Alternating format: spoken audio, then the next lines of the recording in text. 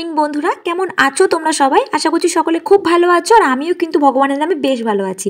তো তোমাদেরকে সাথে নিয়ে ব্লগটা আজকে আমি এখান থেকে স্টার্ট করলাম। তোমরা কোথাও যেও না, আমার সাথে থাকো আর ব্লগটা কিন্তু কন্টিনিউ দেখতে থাকো। আশা করছি আমার পরিবারের কিন্তু ব্লগটা ভীষণ ভালো লাগবে।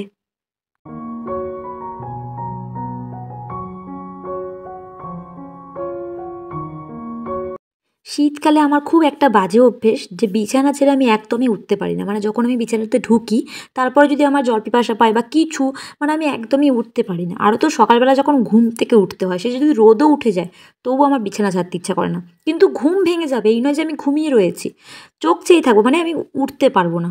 তো এরকমই আজকে ওই 7:30 নাগাদ আর কি বাপি ডাকলো, বাপি দুধ আনতে যাবে। কিন্তু আমার ঘুম তার অনেকক্ষণ আগে ভেঙে গিয়েছিল, তো আমি ইচ্ছা করে উঠছিলাম না যেন একটু শুয়ে থাকি। ওই যে বললাম না, শীতকালে আমার একটা বাজে অভ্যাস। তো যাই হোক, তারপরে উঠে বিছানাটা গুছাচ্ছিলাম, তো বাপি বললো আমাকে 1 কাপ কফি করে দাও, আমি খেয়ে আর কি দুধটা আনতে যাই।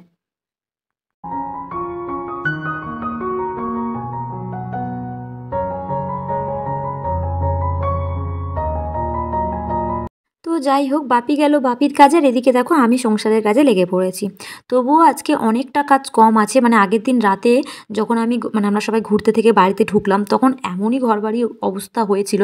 আর এটা সত্যি কথা বলতে কি বলো তো, মানে কোথাও গেলে না ঘরবাড়ি আমি যতই চেষ্টা করি গুছিয়ে যাওয়ার, সেটা কখনোই হয় না। মানে অগোছালো থাকে, বিছানায় জামা কাপড় পরে থাকে, হ্যাঁ, তারপর দুল ফুল এদিক ওদিক থাকে, মানে সমস্ত কিছু ওলট পালট থাকে আর কি।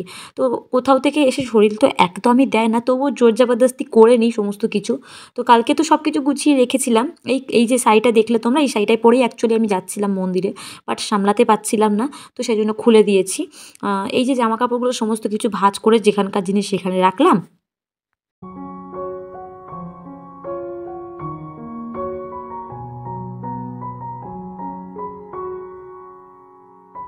তো যে কথাটা তোমাদের সঙ্গে শেয়ার না করে আমি একদমই থাকতে পারছি না। মানে কি বলবো, আমার চোখের সামনে রীতিমতো বারবার ভাসছে। আর আমি তো সেই জায়গাটা কেঁদেও ফেলেছিলাম, আমার চোখের কোণায় জল চলে এসেছিলো। তো বারবার মাকে ডাকছিলাম যে মা ঠিক করে দাও ওনাকে। তো যাই হোক, সেটা তোমাদের সঙ্গে শেয়ার করি। কি হয়েছে বলো তো বন্ধুরা, মানে আমরা তো গিয়েছিলাম দক্ষিণেশ্বর ঘুরতে। তো ওখান থেকে যে বললাম না যে লঞ্চে, মানে লঞ্চ অ্যাকচুয়ালি ওটাকে নাকি বলে নাকি ভ্যাসাল না কি বলে। তো যাই হোক, ওটা থেকে উঠে যখন আমরা বেলুড় মঠে যাচ্ছিলাম, ওখানে একটা ঘটনা ঘটেছে। ঘটনা বলবো না দুর্ঘটনা বলবো আমি জানি না, বাট সত্যি আমার ভীষণ খারাপ লেগেছিলো, খুব কষ্ট হচ্ছিল। তো যাই হোক, মানে ওই যে ওপরে যে ব্রিজটা আছে না বন্ধুরা,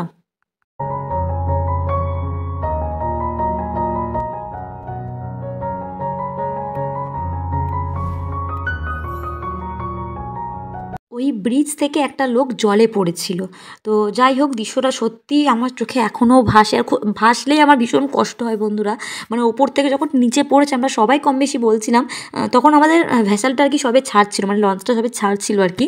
তো যাই হোক, পড়েছে যখন সবাই বলা কওয়া করছে যে কী পড়েছে কী পড়েছে ওপর থেকে, মানে একদম জলটা ছিটকি ওপরের দিকে উঠেছে। তো যাই হোক, তখন সবাই বলা কওয়া করছিলাম। তারপরে কেউ বুঝতে পারছিলাম না, অনেকক্ষণ পর আমরা দেখলাম যে একটা লোক না হাবুডুবু খাচ্ছে জলের মধ্যে। তো যাই হোক, এবার অনেকেই বলছিল যে হয়তো এখানকার লোক সাঁতার কাটছে, ওপর থেকে ঝাঁপিয়ে হয় না অনেক, মানে ওখানকার লোক আর কি। তো যাই হোক, সেরকমও ভাবা মনে হচ্ছিল। তারপরে অনেকক্ষণ পর অনেকে হাত দেখাচ্ছে, উনিও হাতটা দেখানোর চেষ্টা করছে, মানে মুখে অলরেডি বলছে বাঁচাও বাঁচাও, মানে বেশি দূরত্বও নয় আমাদের থেকে, বাট বলছে, হালকা আওয়াজ আসছে এরকম বাঁচাও বাঁচাও। হ্যাঁ, আর পুরো ভালো জামা কাপড় পরে রয়েছে। হ্যাঁ, তখন আমরা সবাই বলা করছি যে কী করে হয়, যদি কেউ সাঁতারও কাটে সে তো কেমন থাকবে আর কি, এর পুরো ভালো জামা কাপড় পরা, পুরো একদম কি বলবো। তো যাই হোক, আমরা সবাই বলছি লঞ্চটা ঘোরাও ওনার দিকে, মানে ওনার দিকে নিয়ে চলো, মানে আমি তো কেঁদে ফেলছি রীতিমতো বন্ধুরা।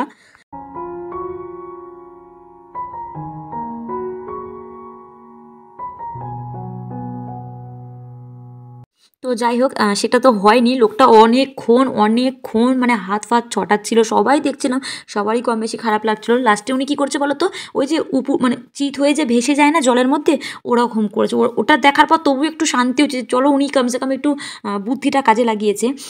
ভীষণ সাহসী বলতে পারো লোকটাকে, কারণ অনেকক্ষণ পর উনি জলের মধ্যে ভেসে উঠেছিল। তো যাই হোক, তারপরে দেখলাম যে ওই যে স্পিড বোটগুলো হয় না, যে কী হয়, তো তারা এসেছিলো, মানে ফোন করেছিল। আমরা দেখছি দূর থেকে আমাদের লঞ্চ কিন্তু যাচ্ছে, বাট আমরা দেখে যাচ্ছি এরকম ঘাড় ঘুরিয়ে ঘুরিয়ে, যে লোকটাকে আদৌ কি তুলতে পারলো। তো মনে হয় লোকটা বেঁচে গেছে, যতটুকুনি সম্ভব, যতটুকুনি লাস্ট দেখতে পেরেছিলাম। তো সবাই না বলা কওয়া করছিলাম, আমি তো কেঁদে ফেলেছিলাম যে হে মা কেন এরকম করছো, মানে কি বলবো তোমাদেরকে, আমার এখনও ভাবলে না ভীষণ কষ্ট হয় জানো তো। সাহসী মানুষ বলে না উনি ওরকমভাবে মানে নিজেকে ভাসিয়ে রাখতে পেরেছে বা অনেকক্ষণ পর ঠেলে উঠেছে। আমরা তো এটাও বলছিলাম যাদের মানে কি বলবো সাহস কম বা কিছু, হয়তো এরকমও হতে পারতো, পড়লো আর উঠলোই না, এরকমও তো হতে পারতো বলো বন্ধুরা।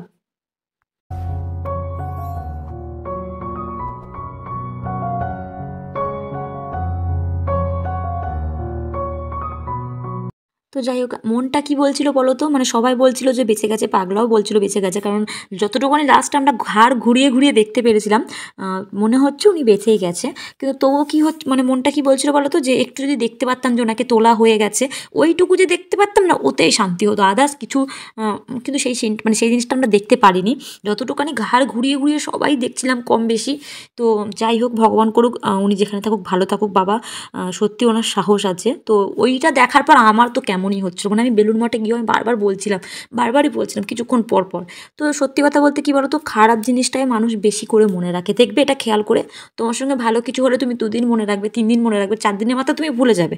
কিন্তু খারাপ কিছু হলে তুমি দেখবে বারবার সেটা চোখের সামনে ভাসবে কিংবা মনে পড়বে। মানে এরকমই অ্যাকচুয়ালি সবারই মন। তো যাই হোক বারবার সেটা মনে পড়ছিল, বাড়িতে এসেও কেমন একটা হচ্ছিল। তো আবার আস্তে আস্তে ভুলেও গেছি বলতে গেলে, তো সেটাই তোমাদের সঙ্গে শেয়ার করার ছিল। মানে এটাকে ঘটনা বলবো না দুর্ঘটনা বলবো সত্যি জানি না, বাট খুব খারাপ লেগেছিল। সত্যি উনি সাহসী বলে হয়তো নিজেকে বাঁচাতে পারলো। বাট যারা সাহসী হবে না, আমার তো মনে হয় সাহসী কি, অনেকে বলছে যদি ঢুকে গেছিলো না অনেকে হয়তো উঠতোও না, এরকমও মানে কথা হচ্ছিল ওখানে। তো যাই হোক চোখের সামনে এরকম ঘটনা কখনো দেখিনি, দেখে ভীষণ কষ্ট হচ্ছিল। তো যাই হোক বন্ধুরা, তোমাদের সাথে কথা বলতে বলতে প্রায় অনেক কাজ কিন্তু আমি গুছিয়ে নিয়েছি।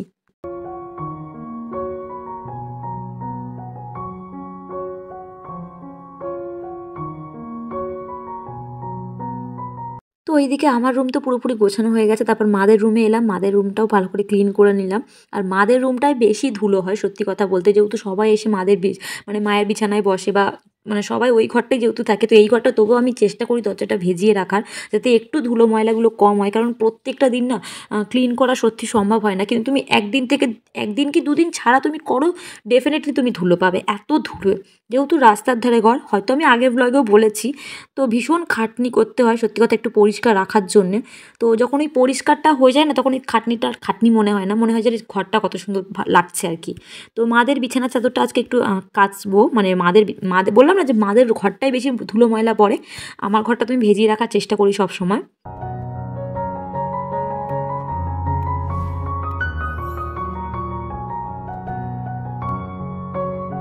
আগেরবারে যখন মায়ের কাছে গিয়েছিলাম না তখন মায়ের ফটো নিয়ে এসেছিলাম, আর মনে হয় পঞ্চপ্রদীপ নিয়ে এসেছিলাম, পঞ্চপ্রদীপ না তো জল চৌকি কিছু একটা আমি নিয়ে এসেছিলাম।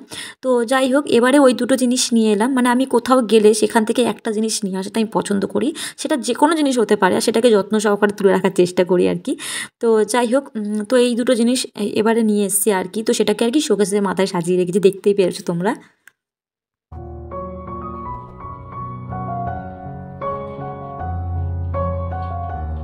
যেহেতু মায়ের দর্শন করতে পারিনি তো সেই জন্য সবাই বলেছে আরও একবার আসবো, অকেশান ছাড়া এসে মাকে পুজো দিয়ে যাব। তো যাই হোক দেখা যাক কবে যাওয়া যায়। তো তোমাদের ব্লগটা কেমন লাগলো অবশ্যই কমেন্টে জানিও বন্ধুরা, আর হ্যাঁ পরিবারে নতুন হয়ে থাকলে অবশ্যই চ্যানেলটিকে সাবস্ক্রাইব করে আমার পরিবারের একজন সদস্য হয়ে যেও। দেখা হচ্ছে পরের ব্লগে, ততক্ষণের জন্য টাটা।